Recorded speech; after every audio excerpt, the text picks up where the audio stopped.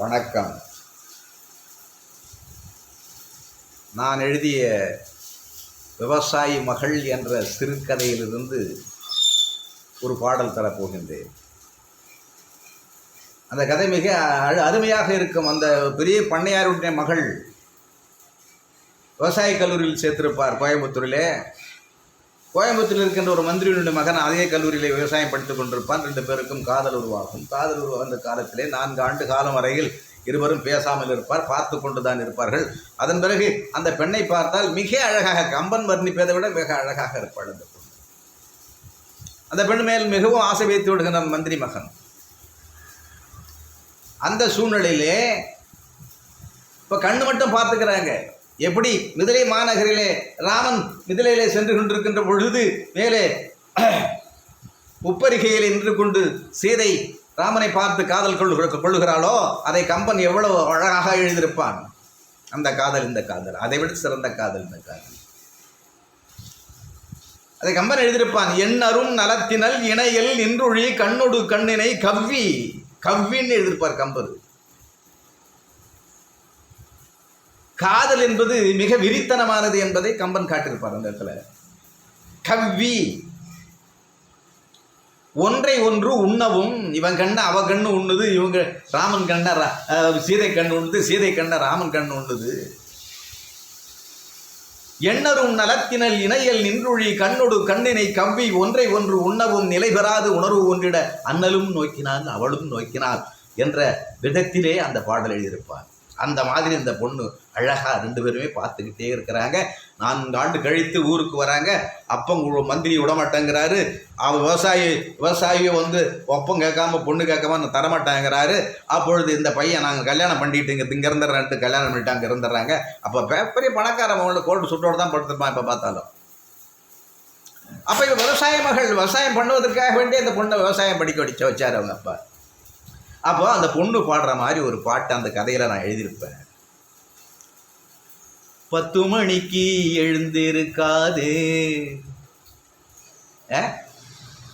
10 மணி வரையும் தூங்குவான். பணக்காரன் பிள்ளை இல்லை, மந்திரி மாவன் இல்லை. 10 மணிக்கு எழுந்திருக்காது, காலத்தை பதறு போல தூத்தி விடாது,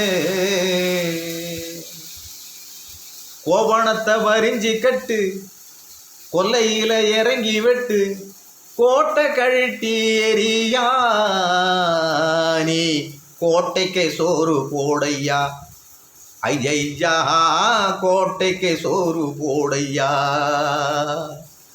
10 மணிக்கு எழுந்திருக்காது, காலத்தை பதறு போல தூத்தி விடாது, உன்னோட ஆசையெல்லாம் ஊரோட வச்சுக்கையா. இவன் ஆசையெல்லாம் உங்கள் ஊரில் வச்சுக்க, இங்கே வந்தால் விவசாயம் பண்ணுங்க தந்தம்மா. உன்னோட ஆசையெல்லாம் ஊரோட வச்சுக்கையா, என்னோடு வந்த பின்பு ஏரோட்ட கத்துக்கையா. 10 மணிக்கு எழுந்திருக்காது, காலத்தை பதறு போல தூத்தி விடாதே.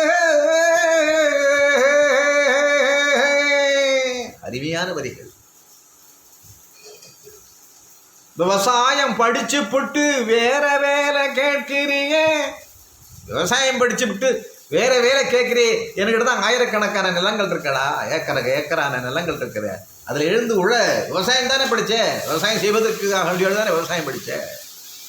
விவசாயம் படிச்சு புட்டு வேற வேலை கேட்கிறியே, முயல் காடு வாங்கி தார வாழ வச்சு பழச்சிக்கையா. அவர் அதில் 2 பொருள் இருக்கு. வாழ வச்சு விதைச்சா ஏர் ஓட்டுனா மக்களை மற்றவர்களையும் வாழ வைக்கலாம், நம்ம குடும்பத்தையும் வாழ வைக்கலாம். வாழை மரம் வச்சுதுன்னா, வாழை மரம் வச்சுன்னா நல்ல விளைச்சல் வரும், நல்ல லாபம் வரும் அப்படின்னு 2 பொருள் கூட அந்த பாட்டில் வரிகளை எழுதியிருக்கானா. வயல் காடு வாங்கி தார வாழ வச்சு பொழைச்சிக்கையா, வாழை இலை கொடுக்கும், பூ கொடுக்கும், காய் கொடுக்கும், கனி கொடுக்கும், வெட்டுன பின்பும் தண்டு கொடுக்கும், மறுபடியும் குறுத்து வந்து தோப்பாகி நிற்கும். ஆஹா ஆஹா ஆஹா ஆஹா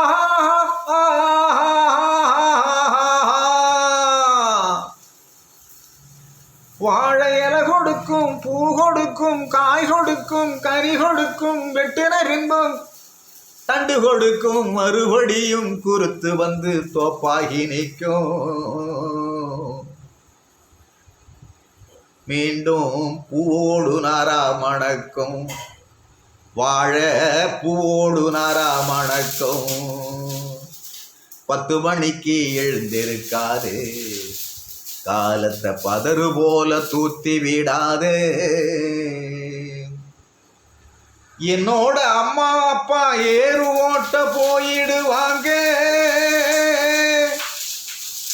விடிவது தெரியாது வெள்ளாமைய பார்ப்பாங்க, சுடுவது தெரியாது நிலத்தில் பாடுபடுவாங்க. 10 மணிக்கு எழுந்திருக்காதே, காலத்தை பதறு போல தூத்தி விடாது.